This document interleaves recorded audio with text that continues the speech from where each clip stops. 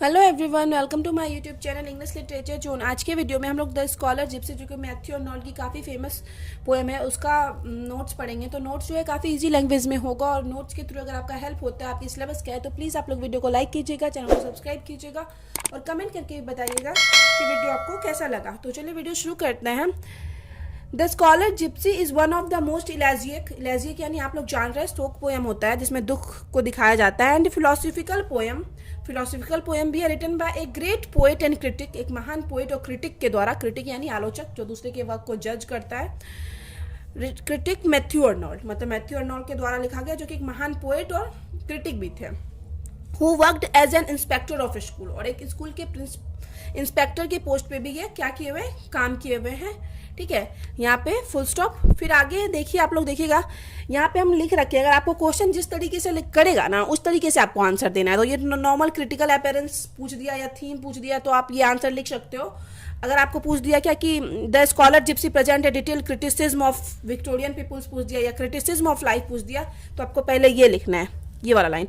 The scholar gipsy present a detail criticism of life, detail criticism of life of Victorian people, मतलब criticism of life दिखाता है Victorian people के।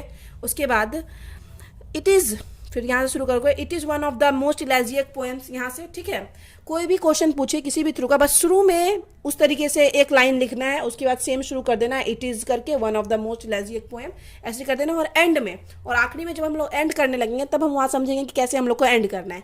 And भी जैसा आपको question पूछा ना उसके अकॉर्डिंग हम लोग एंड करेंगे। ठीक है, तो चलिए देखते हैं अब। Matthew Arnold was one of the great poet of Victorian age के one of the greatest poet के रूप में भी जाने जाते हैं Matthew Arnold. The present poem, हम लोग की जो प्रेजेंट पोएम है the scholar gipsy, was written in 1853। इसको कब लिखा गया? 1853 में लिखा गया। The chief source of inspiration for poem is a book, और इस पोएम का जो चीफ सोर्स था ना, मतलब जिससे पोएट इंस्पायर हो गया, इंस्पिरेशन मिली पोएट को लिखने की, मैथ्यू अर्नोल्ड को, ए बुक, वो एक बुक था। कौन सा बुक था? The vanity of dogmatizing by Joseph Glanvill की मतलब बुक थी द वेनिटी ऑफ डॉगमेटाइजिंग। उसी बुक को पढ़ के क्या हुआ, मैथ्यू अर्नोल्ड इंस्पायर होकर ये पोएम लिखे हुए हैं। फिर आगे, Arnold place this poem in his group of elegiac poems. Arnold अपने इस पोएम को, मतलब द स्कॉलर जिप्सी को, अपने ग्रुप ऑफ इलेजिक पोएम में रखते हैं। ठीक है, ग्रुप यानी उसमें ढेर सारा 2-4 पोएम आता है, जैसे अलोंग विथ किसके साथ, थायरेसिस, ये भी एक इलेजिक पोएम्स है। फिर है एंड डोवर बीच, मतलब डोवर बीच और थायरेसिस के साथ इसको द स्कॉलर जिप्सी को भी इलेजिक पोएम्स के ग्रुप में रखा जाता है, मतलब शोक वाला पोएम है। Matthew Arnold poem reflects the picture of Victorian age के पिक्चर को दिखाता है। नॉर्मली ये पोएट भी विक्टोरियन एज के हैं, और ये मतलब द स्कॉलर जिप्सी जो है लाइफ भी विक्टोरियन एज के, विक्टोरियन पीपल के लाइफ को दिखाता है। टू हिम, उनके लिए, poetry is not for affording pleasure. Poetry सिर्फ प्लेजर लेने का नाम नहीं है कि सिर्फ प्लेजर मिल रहा है, खुशी मिल रहा है, एंड क्रिएटिंग ब्यूटी, और ब्यूटी क्रिएट करेगा। It must have a high idea, इसमें क्या होता है, एक हाई आइडिया भी होता है, एक उच्च विचार का भी होना जरूरी है। ठीक है, अर्नोल्ड आगे कहते हैं कि poetry is the criticism of life, की जो पोइट्री है वो क्रिटिसिज्म ऑफ लाइफ है। ये काफ़ी फेमस पोएम है, सॉरी काफ़ी फेमस लाइन है अर्नोल्ड के द्वारा कही हुई है। अब आगे है, the scholar gipsy is rightly estimated as one of the finest poem in the English language का one of the finest poem, सबसे अच्छा पोएम माना जाता है the scholar gipsy. The poem has total 250 lines, काफ़ी लंबी पोएम है, देख रहे हो आप लोग, 250 लाइन्स की पोएम है। फिर आगे है, डिवाइडेड इंटू 25 स्टांजा, 250 लाइन्स की पोएम है जिसको 25 स्टांजा में डिवाइड किया गया है। ठीक है, and it stanza has 10 lines, और सारा स्टांजा में कितना लाइन है, 10 लाइन, तो टोटल 25 है, तो 250 लाइन्स हो गए। The first 5 lines of each stanza, मतलब हर स्टांजा का जो 5 लाइन है, being iambic pentameter, and the 6th line, मतलब वो पहला 5 लाइन जो है, हर स्टांजा में 10 लाइन है ना, तो उसका जो पहला 5 लाइन है वो आयम्बिक पेंटामीटर में है। आयम्बिक पेंटामीटर में क्या होता है ना, जब स्ट्रेस्ड अनस्ट्रेस्ड ऐसे करके टोटल 10 वर्ड्स आ जाए, एक स्ट्रेस्ड आए, एक अनस्ट्रेस्ड आए, और इसका 5 ग्रुप हो जाए, स्ट्रेस्ड अनस्ट्रेस्ड, तो वो आयम्बिक पेंटामीटर में माना जाता है। ठीक है, ये आप ध्यान रखिएगा। ठीक है, पेंटामीटर। एंड द 6th, और जो छठा लाइन है स्टैंजा का, विच इज एन आयम्बिक ट्राईमीटर, और ये आयम्बिक ट्राईमीटर में है, मतलब इसमें वहाँ पे 10 चाहिए था, यहाँ 5 ग्रुप अगर मिल जाता है, मतलब उसी तरह स्ट्रेस अनस्ट्रेस्ड का ट्राईमीटर में मतलब 6 टोटल मिल जाता है, मतलब एक स्ट्रेस्ड, एक unstressed, stressed unstressed, stressed unstressed, ये टोटल 3 ग्रुप मिला। तो इस तरह से 6 अगर मिल गया तो आयम्बिक ट्राईमीटर में हो गया, और यही 4 और बढ़ गया तो ये आयम्बिक पेंटामीटर में माना जाता है। तो ये जो 6 लाइन है वो आयम्बिक किस में है, ट्राईमीटर में है। इस शॉर्टर वो छोटी लाइन है। दिस 6 लाइन्स, और ये जो मतलब 6 लाइन है वो राइमिंग ABC है। इसका राइम स्कीम जो है ABC है। फॉर्म है सेस्टेट, ये एक सेस्टेट बनाती है। सेस्टेट क्या होता है, 6 लाइन के पोएम को सेस्टेट कहते हैं, मतलब 6 लाइन हो गया तो वो सेस्टेट बन गया, ठीक है। फिर आ गया विच इज फॉलोड बाय, जिसको कि फॉलो किया जाता है, मतलब उसके नीचे है बाय एक क्वाड्रेंस, एक क्वाड्रेंस के द्वारा। क्वाड्रेंस क्या है, 4 लाइन के, जो 4 लाइन्स का जो स्टांजा होता है उसको क्वाड्रेंस कहते हैं। तो 6 लाइन के नीचे 4 लाइन का एक स्टेंजा होता है ऑफ आयम्बिक पेंटामीटर, वो भी आयम्बिक पेंटामीटर में होता है, जिसका राइमिंग होता है DEED होता है, ठीक है। ये हो गया। अब समझ लिए कि पोएम किस तरीके से लिखा जाता है। अब आगे है पोएम की स्टोरी, क्या स्टोरी है, ठीक है। The poem start with poet, एक पोएट से शुरू होता है कहानी, जो मैथ्यू अर्नोल्ड है, which was sitting in a meadow reading Glanvill's book, जो कि कहाँ बैठे हुए थे, मिडो यानी घास के मैदान में बैठे हुए थे। और ग्लेनवियल्स जिसके बारे में भी पढ़ाए थे, जिनको बुक से, मतलब जिस बुक से इंस्पिरेशन मिली थी मैथ्यू अर्नोल्ड को, तो वही बुक ग्लेनवियल की पढ़ रहे थे Matthew Arnold. The vanity of dogmatizing, ये बुक है, यही पढ़ रहे थे। The poet has already read this book many times, poet already इस बुक को बहुत टाइम पढ़ चुके हैं। He read the story of a poor student, वह एक पुअर स्टूडेंट की स्टोरी पढ़ते हैं, who is forced to live Oxford due to poverty, जिसको क्या फोर्स्ड मतलब किया गया था, वो फोर्स्ड मजबूर हो गया था अपने पॉवर्टी, गरीबी की वजह से किसको छोड़ना, ऑक्सफोर्ड को छोड़ने के लिए, ठीक है। That poor student was extremely talented, जबकि वह पुअर स्टूडेंट जो था बहुत ज़्यादा टैलेंटेड था, इसलिए इस जो बुक का नाम है द स्कॉलर जिप्सी नाम है, ठीक है, क्योंकि स्कॉलर है मतलब विद्वान है, बट बाद में वो जिप्सी बन जाता है। काफ़ी ज़्यादा टैलेंटेड था। ही हैड क्रिएटिव पावर्स, उसके पास जो क्रिएटिव पावर्स थी, मतलब कुछ भी नया रचने की, कुछ भी नया करने की।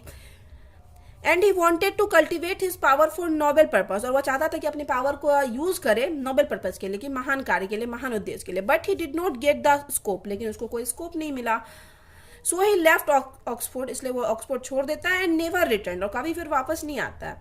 नो फ्रेंड और पेट्रोन, ना तो उसका कोई दोस्त, और पेट्रोन यानी कोई भी संरक्षक या कोई भी बड़े, हेल्प हिम, कोई भी उसका मदद नहीं किया। एंड इन डिसअपॉइंटमेंट, और इसी डिसअपॉइंटमेंट, निराश होकर ही लेफ्ट ऑक्सफोर्ड, वो ऑक्सफोर्ड छोड़ दिया।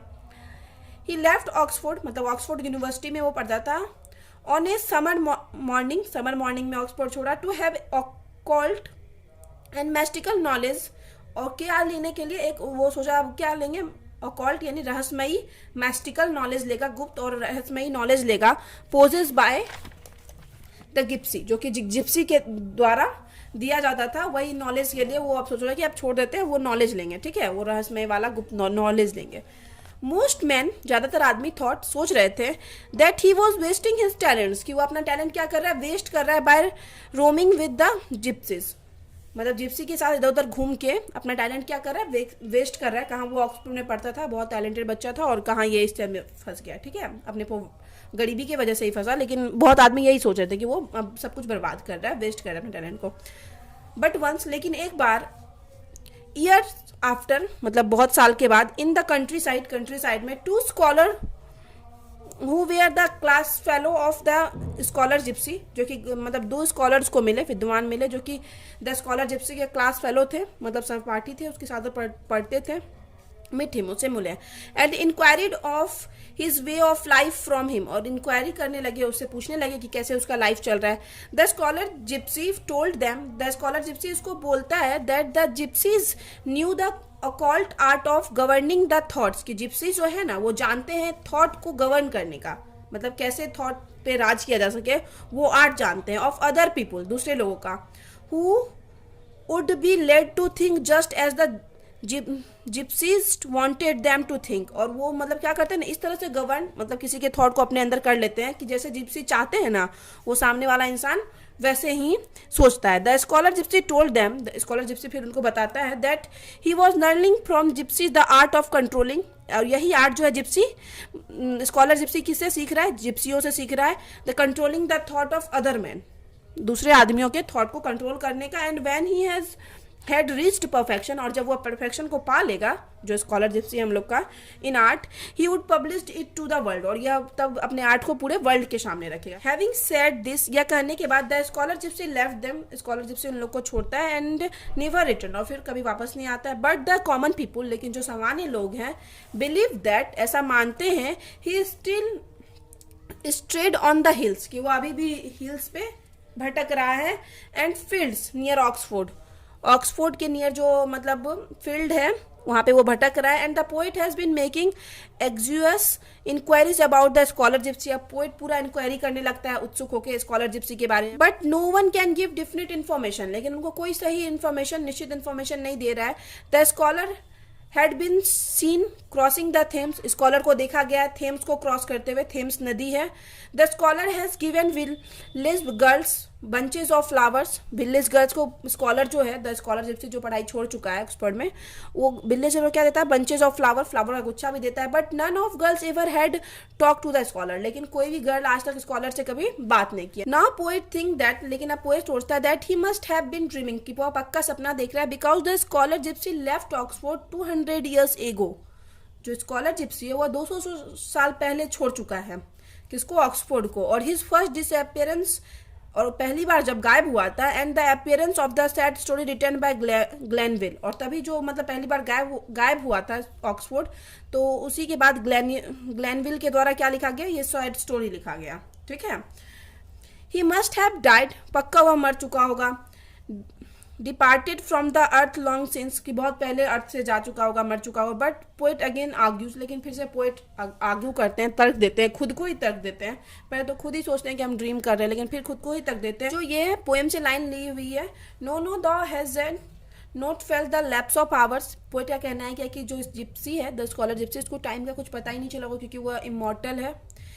For what wears out the life of mortal man, this is that from change to change their life being rolls, मतलब जो इंसान होता है, नॉर्मल इंसान, उसकी लाइफ में ढेर सारा चेंज आते रहता है। पोइट यहाँ बोलते हैं जो मॉर्टल मैन होता है, जिसकी एक निश्चित टाइम तक लाइफ होती है, तो उसकी लाइफ में ढेर सारा चेंज आते रहता है, तो इस वजह से उसका लाइफ, लेकिन जो स्कॉलर जिप्सी था उसकी लाइफ में कुछ चेंज नहीं आया। वो एक बार ऑक्सफोर्ड छोड़ दिया तो अपना लाइफ बिताने लगा जिप्सियों के साथ।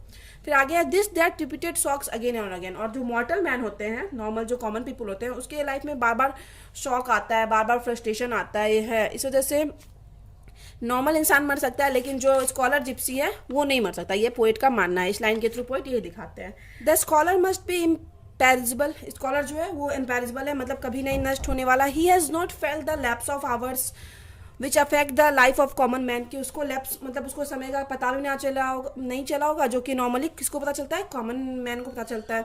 The poet turn from the death of the scholar to the thought that he is not really dead. अब पोएट तो पहले एक बार सोच लिए थे कि स्कॉलर मर चुका है, लेकिन फिर से वो अपने थॉट को टर्न करते हुए मोड़ते हुए इस चीज़ पे आ जाता है कि पक्का है कि really he is not really dead, कि वास्तव में वो पक्का नहीं मरा होगा। बिकॉज क्योंकि thou hadst not lived, why shouldst thou perish? So thou hadst one aim, one business, one desire। तो ये लाइन भी पोएम से ली गई है। इसके थ्रू पोएट कहते हैं क्या जो स्कॉलर जिप्सी है उसकी लाइफ में क्या है, सिर्फ वन एम है, वन बिजनेस है, वन डिजायर है।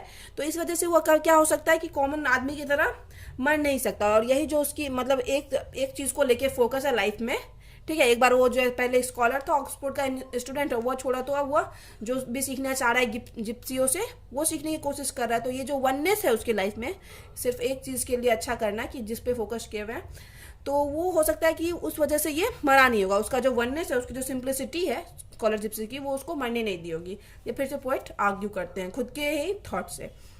द पोएट सेज, अब पोएट फिर कहते हैं the scholar Gypsy has not lived ordinarily, इसी लाइन का मीनिंग है कि ऑर्डिनरीली तो नॉर्मली नहीं जिए थे सामान्य लोगों की तरह। ही हैड वन एम, उनकी लाइफ में वन एम था, वन बिजनेस था, एंड वन डिजायर था, एंड दिस वननेस है, और यही वननेस है सेव द स्कॉलर, यही वननेस जो है स्कॉलर को बचाए रखा होगा। The simplicity and singleness of the scholar gipsy, और जो सिंप्लिसिटी और सिंगलनेस दिखाया गया स्कॉलर जिप्सी का, aim leads us to believe that he will live on, और यही चीज़ हम लोग को बिलीव दिलाती है कि उनका जो एक ही एम था, जो सिंप्लिसिटी थी, कि वो पक्का क्या है, बिलीव यकीन दिलाती है that he will live on कि वो पक्का जीवित है, and will not perish like us, और वो हम लोग की तरह पेरिश यानी नष्ट नहीं हो सकते, and the soul of such one is immortal, ऐसे लोगों का जो सोल होती है, आत्मा होती है, वो इमॉर्टल होती है, मतलब कभी नहीं मरने वाली। आगे है अर्नोल्ड सेज, अर्नोल्ड कहते हैं कि modern man have no clarity, कि आजकल के जो मॉडर्न नॉर्मली जो पोएट अपने टाइम की बात कर रहे हैं, स्कॉलर जिप्सी उनके 200 साल पहले पोएट से भी आया हुआ है, ठीक है। तो पोएट कहते हैं कि मॉडर्न मैन जो होता है ना, उसके लाइफ में कोई क्लैरिटी नहीं होती है ऑफ विजन, उसके विजन की कोई क्लैरिटी नहीं होती है, थॉट ना तो थॉट की क्लैरिटी होती है, एंड पर्पस, ठीक है, ये सब क्लियर नहीं होता है मॉडर्न मैन की लाइफ में। द पोएट क्रिटिसाइजेस मतलब आलोचना करते हैं that modern man are uncertain, परिवर्तनशील होते हैं, अनपर्पस्ड होते हैं, अनक्लियर होते हैं, और फ्लक्चुएटिंग होते हैं एज फ्लक्चुएटिंग यानी उतार चढ़ाव चलता रहता है उनकी लाइफ में। As to the meaning of life, जो कि उनके मीनिंग का लाइफ यही सब होता है मॉडर्न मैन के, कि उनकी लाइफ में परिवर्तनशीलता रहती है, उतार चढ़ाव आते रहता है, ठीक है, किसी चीज़ को लेके क्लियर नहीं होते। But the life of scholar gipsy, लेकिन जो स्कॉलर जिप्सी का लाइफ है as depicted in this poem is singularly free from the torments of materialistic influences of the age, लेकिन स्कॉलर जिप्सी का जो लाइफ दिखाया गया इन सब चीज़ों से फ्री दिखाया गया कि उनके लाइफ में जो है ना किसी भी तरह की पीड़ा हो या फिर मटेरियलिस्टिक इन्फ्लुएंस हो, मतलब मटेरियलिस्टिक चीज़ जो भौतिक चीज़ है वो उनको प्रभावित कर सके उस एज की, तो ऐसा कुछ नहीं दिखाया गया स्कॉलर जिप्सी के लाइफ में। So now we can say that, हम लोग कह सकते हैं कि the scholar gipsy is a criticism of life, criticism of life है, नॉर्मली विक्टोरियन पीपल लोगों के लाइफ को दिखाता है, in which Arnold compare the life of modern people, जिसमें कि लोग अर्नोल्ड कंपेयर किए हैं मॉडर्न पीपल के लाइफ को with the life of scholar gipsy के लाइफ से। तो यहाँ पे वीडियो खत्म होता है। वीडियो अगर आपको अच्छा लगा, वीडियो के थ्रू हेल्प हुआ, तो प्लीज़ वीडियो को लाइक कीजिएगा, चैनल को सब्सक्राइब कीजिएगा और कमेंट करके बताइएगा वीडियो आपको कैसा लगा। तो मिलते हैं नेक्स्ट वीडियो में नेक्स्ट टॉपिक के